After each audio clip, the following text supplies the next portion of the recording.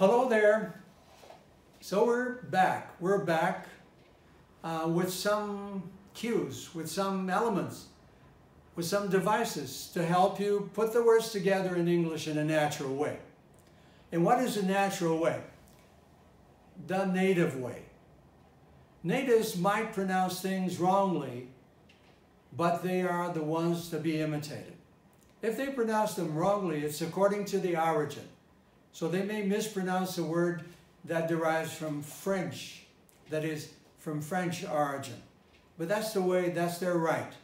It's the adaptation of foreign pronunciations to a native pronunciation. So we're going to learn not from the French in this case, we're going to learn from the natives.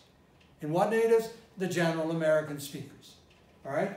So they do not say general, they say general. Okay, we're going to say general because everybody says general. Now, if you put words in thought groups, that's normally where words appear, it becomes a tricky thing. Okay, word groups create more difficulties for us to put the words together in a natural or native-like way. If you pay attention to what I'm going to do, you're certainly going to notice that it is a problem. For example, if you pay attention to what? I said, if you pay attention to what? I didn't say, if you pay attention to what? And I said, if you pay attention to what? I didn't say to what. I said, to what? I said, if you pay attention to what I'm going to do, I'm going to do. I didn't say I'm going to do. I'm going to do. So I did quite a lot of assimilations there. I blended words together. So when I say blended words together, look at blend. Blended words together. Blended words together. In blended, the N eliminated the D. Blended words together. Words together, so together became together. Words together. Because sa is very strong, it eliminated ta. For blending words together, it's a trick.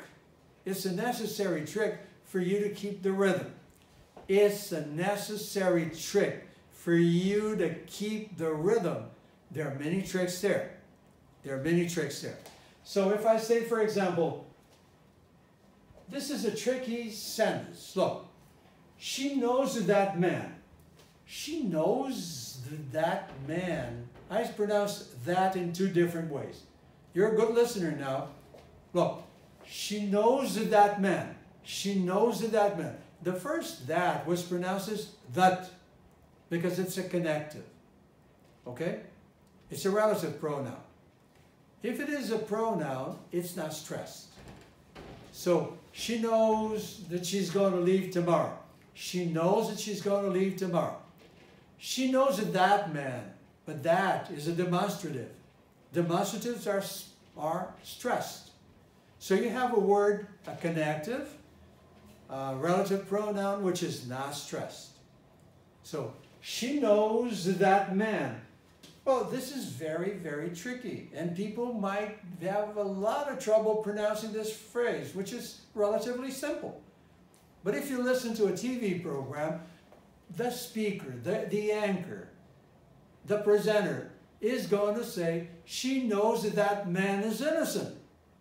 She knows that that man is innocent. He's not going to say, she knows that that man is innocent. Innocent. Never. He will never say innocent. He will always say innocent. Innocent.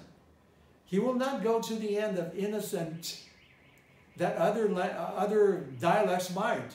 In American English, they don't. They don't. They don't. Would be very unusual. All right? So don't you want to do this? Don't you want to do the same thing? Instead, don't you. You might have two versions there. Don't you or don't you. I do don't you. I want you. I need you. I palatalize there. So palatalization is something we're going to dwell on quite a lot. Why? Because it's a common mistake. It's a very common mistake. We said we promised you to examine 5 mistakes. but we can't help it. We have to examine more mistakes. But the 5 are there. So our promise has been kept. Okay? We always keep our promise. The central promise is this. If you follow us, you'll speak with very little accent. If you really want it, if you really try hard at it, you're going to speak without an accent. Now, speaking without an accent is a gift. No, it's not a gift. It's a matter of wanting to. If you want to, you will. Well, some people don't believe in this, but where there is a will, there's a power. Okay? So if you drive very, very hard at it, you will certainly solve all these little problems. These are little big problems. Some people have a lot of trouble mastering them. Now let's think about the phrase again. So thought groups. If I say thought groups, I stress thought. Because there are 2 nouns, I stress the first noun. That's the first rule. Now, who knows the man who robbed the bank? Who knows the man who robbed the bank? Look, there are 2 who's there. One who is different from the other. It's the same case as that. Okay? Who knows the man who robbed the bank? I'm never going to say that. Who knows the man who robbed the bank? I say, who knows the man? One phrase. Who robbed the bank? Another phrase. I'm not saying that. I'm saying, who knows the man who robbed the bank? The second who is who. Can you believe me?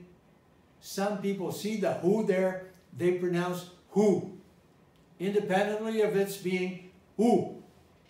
I'm trying to teach you to pronounce who where it is who, to pronounce that where it is that. Is that clear? So, is that clear? Is not the that I just taught you about. Is not the that. It's not the that. So, it's a tricky thing. It's a tricky thing. It requires desire to learn. What is desire to learn? Every day, even if people don't force you to listen to English, listen to English a lot of time, long hours. Who? Well, these people that are speaking over television programs, in podcasts, they choose a model there. And listen to people discussing problems, presenting stories, reading stories, maybe presenting dramas for you. You can hear people discussing problems all the time, or maybe describing recipes for you. You can listen to a lot of types of language. Choose one that you really enjoy. Choose your model. Keep faithful to it. Okay, I hope I become the first model that you're going to adopt. If I say model, you're not going to say model. And above all, you're not going to say model. You're going to say model. Model. Do you hear me clearly? It's ma, ah. You know how to describe the 11 vowels, so you know, oh, he said ah. He didn't say oh. I know ah. You have to know them. After you're getting to know all the vowels, and I'm going to teach you how to pronounce all the vowels properly, you're going to say, I've learned 11 vowels. I'm going to use them only 25% of the time. Only 25% of the time. Of the time. At times I know that there is a v there, a f there. I am not going to pronounce the f. When? Well, when is when, but he just said when. Well, whenever you see when, you pronounce it when. Except on very special occasions.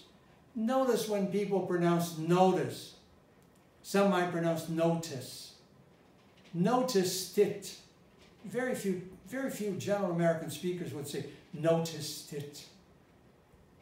Well, if you find one, please inform me. Noticed it. Noticed it is notice it, notice it, notice it, notice it. You don't even say noticed it. Well, all these little things will contribute to your being comfortable speaking native-likely. That's what we want to drive you at, okay? So if I take one more sentence here that is very problematic, who knows the man who robbed the bank? So robbed the bank, you can see this is the past. And the past is robbed. It's a D. What did I do? What did I do? What did I do? What did I do? I didn't say did. I said did, just done. All right. Known the man who robbed the bank. Robbed the bank. It becomes robbed the bank. Robbed a bank. But it is robbed the bank. But if I say, do you know the man who robbed the bank? Robbed the bank? Everybody will understand that it is the man who robbed the bank. If there is any doubt, you'll have to undo it. Or the context will undo it. The robbery has just happened, so you know. Do you know the man who robbed the bank? You know that it is the bank and not a bank. But it sounds robbed the bank. Simplification, it is reduction for comfort. Comfort is the key word. People change the language because of comfort. People change the language means people change the language because of comfort. All right? So she knows that the man is innocent. Well, the man is innocent of the crime. Well, innocent of the crime, this is a very funny sentence. Innocent of the crime. Innocent has more spelling than I am pronouncing. Innocent of the crime. Innocent of the crime. So she knows that the man is innocent of the crime. Now, learning a foreign language entails a lot of imitation of the chosen models. Well, this is quite difficult, isn't it? Learning a foreign language entails what? Entails a lot of imitation. Entails a lot. If you see a final S, you'll always have to think, is it a C or a Z? Listen for it. Here, entails a lot. Is it a C or a Z? It's a Z. Entails a lot. If it were a C, you would speak with, if you pronounce it as a C, you would pronounce it with the foreign accent. Spanish-speaking people might go over this like this. Entails a lot. Entails a lot. Well, that would create an intelligibility problem. So the person has to produce what is expected to be produced. So foreign language entails a lot of imitation. Imitation. Imitation of the chosen models. Imitation of the chosen models. Model. Look, model. I'm producing a syllabic L. I do this. Mod-o. Mod-o. I go up to da. Mod-o. Mod-o. Model. Difficult. Syllabic L's, syllabic N's, curtain, captain. We're going to deal with them in detail during the course. Okay? Why are we going to deal with them in detail? Because we think they're fundamental for good pronunciation. All right? So I hope that we've conveyed some useful pieces of information this time, and we'll convey many more pieces of information during the course. And I said during the course. It seems as if I said during a course. No, I'm saying about during the Master Key course. All right? So if you're interested, if you think this is interesting, you can learn much more from us. We hope you join us. We'll be there waiting for you, expecting to teach you quite a lot of how to speak without an accent. You don't need a gift. All you need is wanting to do it. And I'm sure that you want to do it. Okay? Do it right. Do it right. We'll assist you. See you.